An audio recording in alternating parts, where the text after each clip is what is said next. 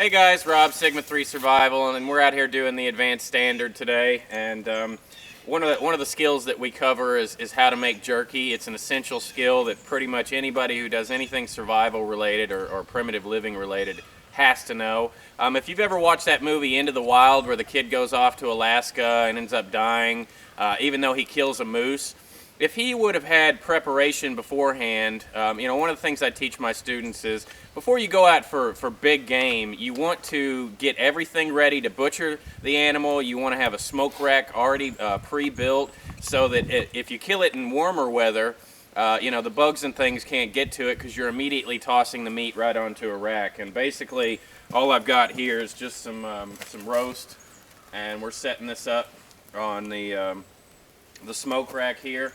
And the thing about smoking jerky is it's extremely essential the height of your rack from the base of the fire. You want just enough heat so that it dries it, but it doesn't cook it. If you end up cooking the meat and getting it too close to the fire, it'll build up botulism in the meat and it can poison you. So it's really, really important that you get the height right and you don't get your fire flamed up too much.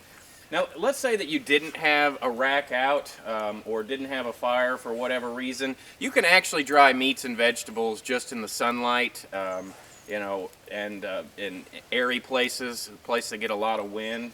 It's going to take a lot longer, and honestly, if you don't smoke the meat, it tastes like crap. I hate unsmoked jerky. It just has no flavoring whatsoever. And then also keep in mind that when you're making jerky, that it's not cooked, so some of the parasites and stuff can still be in it. So let's say we take a possum or some type of scavenger and we want to jerky that up and save it for later, because possum jerky is actually really good. Possum by itself tastes like total shit, but if you add some smoke flavoring to it, it really makes it a lot more acceptable. So all I'm doing right now is just tossing this on here, and we're going to leave this jerky or the meat for 48 hours tops, and it should be ready by then.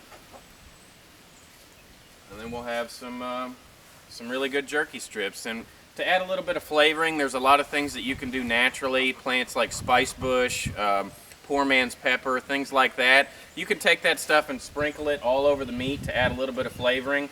If you want to, get something from the store, red pepper flakes, head country seasoning, anything like that's going to really improve the overall flavoring of the jerky. And a lot of guys that I know like to carry spices out into the woods with them. One of the worst things about survival is eating bland food all the time. So having some hot sauce and some salt and pepper sure is nice. So, that's something you can think about throwing in your scout kit.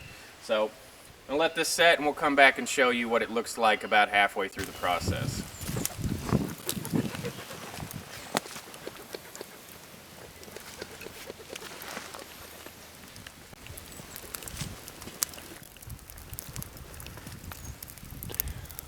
Alright, this is the next day,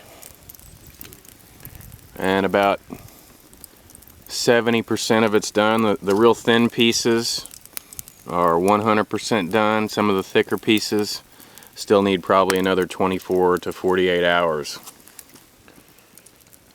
And then we got a fish that we caught up on one of our twitch up traps, and we're just keeping that in the smoke till we're ready to cook it. We're going to mud bake it in a little bit. Alright guys, so the jerky's done, or at least most of it is. We've got I'd say about 70% of it done. The bottom rack is got the most well done, or pretty much the finished product. The second row is getting there, but some of the thicker pieces were on it, so the thick stuff isn't quite done yet, but all the thin stuff is. Only took 24 hours, guys. I mean, skills like this when you're out doing survival, absolutely essential. You got to know how to preserve your foods. You got to know how to dry them. There's lots of different methods. So get out there and try it. And this jerky just can't be beat. I mean, there's a good fatty flavor on it. It's got a lot of smoke. We put a little bit of red pepper flakes on there to give it a little, zing. And this is about as good as bushcraft cooking gets.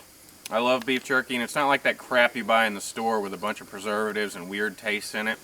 This stuff is much healthier, much tastier. So, go to the store, get yourself you know, some beef, or go kill something out in the woods, and you know, throw up one of these racks and try this out for yourself. I'm sure you'll be happy with it. And if you want to improve the overall smoking capability of a rack like this, then wrap it with something like you know, canvas or a tarp or something like that, so that the smoke can gather and stay in there, and it'll give it an even smokier flavor.